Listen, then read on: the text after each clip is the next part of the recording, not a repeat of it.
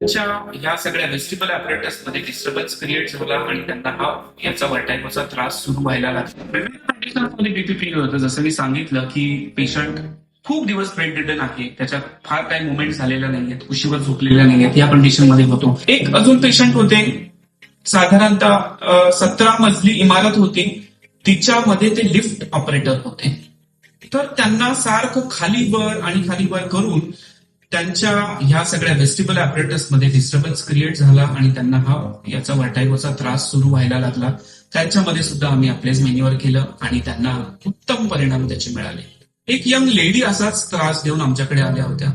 मंगळागौर झाल्यानंतर त्यांनी त्याच्यामध्ये फुगडी वगैरे खेळली असेल, खूप जास्त स्पिनिंग झालं, त्यांच्या कानातल्या वेस्टिब्युलर ऍपरेटस मधल्या कॅल्शियम कार्बोनेट क्रिस्टलची सेटिंग्स बिघडल्या आणि त्याच्यानंतर त्यांना हा त्रास व्हायला लागला.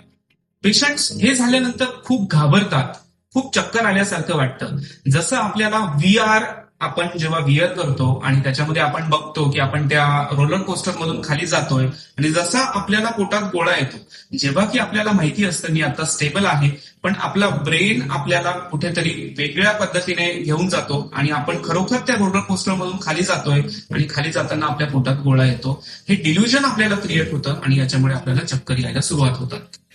ही माहिती तुम्हाला कशी वाटली हे आम्हाला नक्कीच कमेंट बॉक्समध्ये कळवा आणि अशाच नवीन नवीन शास्त्रोक्त माहितीसाठी तुम्ही आमच्या शतायू फिजिओ या युट्यूब चॅनलला फॉलो करा, सबस्क्राईब करा.